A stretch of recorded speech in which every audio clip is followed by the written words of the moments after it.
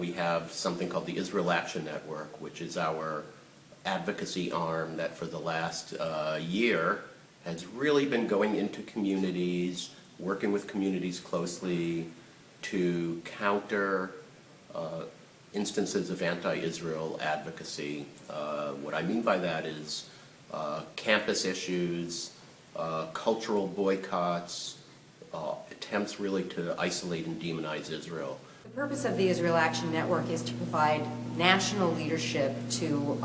the great asset that we have of all the Jewish federations and the Jewish community relations councils around the country who have deep roots in their community, who can mobilize and educate and reach out to, if you will, persuadable communities, those communities that have issues and concerns about Israel, so that we can actually change the discourse, as I've discussed. And these issues range from the boycott, divestments, and sanctions movement all the way to preparing our communities about the potential Iran situation, whether it will be an attack, or just thinking through how do we reach out to communities to get them to understand that any assault by Iran is an international problem, not just an Israeli problem. We really present 14 case studies of models of success where we've been able to successfully confront anti-Israel activities, and we're talking about the lessons we've learned over the last year and how we can apply those for the future. What we do in our work, whether it is boycott, divestment, and sanctions, whether it's engaging the community in a dialogue about Israel, or in dealing with acute situations like Iran, is we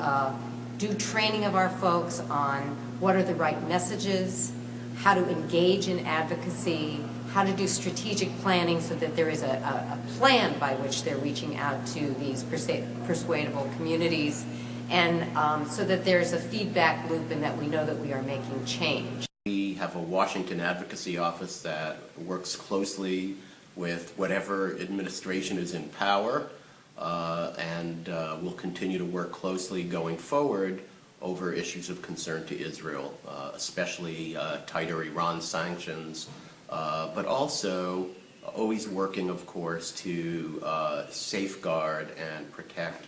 the historic and unbreakable bonds between the United States and between Israel. We really believe that those bonds are deep and timeless and unshakable, and are bigger than any one politician or administration. And we will work to safeguard and strengthen those bonds across many areas. I think it's important to understand that in the United States and Canada, we are not the same as in Western Europe.